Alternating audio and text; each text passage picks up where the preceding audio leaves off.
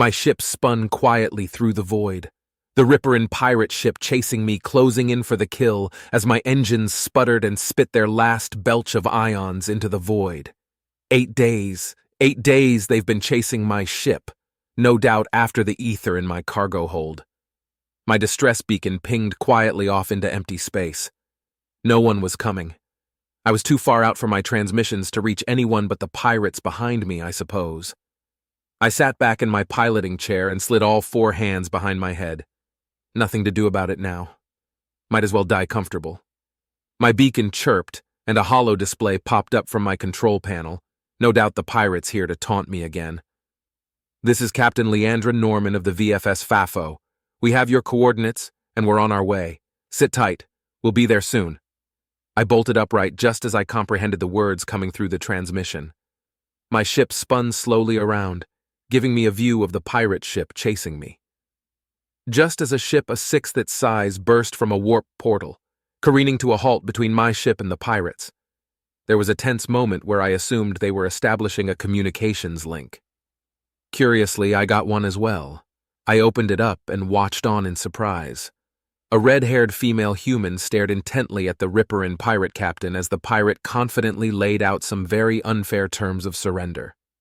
The human was quiet for a moment before turning to her right and asking, "Do we have access to the ship's internal address system? Yes? Good." Captain Leandra cleared her throat at the stunned pirate captain before speaking, her voice echoing back through the pirate captain's microphone. "This is Captain Leandra of the VFS FAFO. We have every gun in our arsenal trained on your ship. Surrender now or you will come to understand the meaning of our ship's namesake." The pirate captain laughed raucously at the human's absurd request, closing the comms link with a snort. Captain Leandra sighed. "All right, time for the fireworks, boys." I looked out the viewport just as my ship spun back around to view the 2 ships as they faced off. The tiny VFS FAFO was suddenly bathed in light as missiles erupted from almost every surface on the ship and careened towards the pirates. The pirates' point defense systems detonated several, but there were still hundreds that slipped past and detonated against the pirate ship's hull in blinding flashes of nuclear fire. The pirates fired back, a railgun slug discharging from one of the massive cannons mounted on their ship's nose.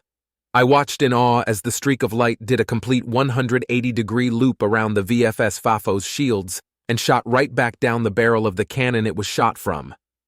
Fire erupted from the ruined barrel. The pirate ship began to turn, trying to expose its broadside and gain usage of its plasma cannons.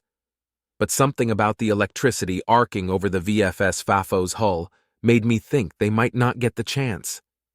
As lasers began to be reflected by the VFS FAFO's shields, she fired whatever she'd been charging. The pirate ship burst in two just as my ship spun to face away from the battle. I waited with bated breath as the 2 ships came back into view. Correction, as the 2 ships and a fucking Planet Ender-sized asteroid that had bisected the pirate ship. Well, they shouldn't bother anyone anymore. Would you like assistance with repairs? I nearly jumped out of my skin at the sound of the captain's voice. Finding my words, I asked hesitantly, Did you guys just warp an asteroid into that pirate ship?" Captain Leandra nodded pridefully. "Oh yeah, this is old tech though. God, I wish we could shell out the funds for the newer model. We'd have encased them in an asteroid." I was speechless for a very long time. I shook my head in disbelief. That pirate ship was an easy 5 kilometers long and a good 3 kilometers tall and wide. "How?" Captain Leandra laughed merrily. "We find an asteroid, install an extended stay warp drive and generator in its core, send it into warp space without an exit destination so it's pretty much stationary. Then we just open the exit warp where we need it, forward the exit warp's coordinates to the asteroid, and—" She mimed something exploding with her hands. I tried to stop my hands from shaking as I took in that information. "You humans scare me, but yes, I would like help with repairs."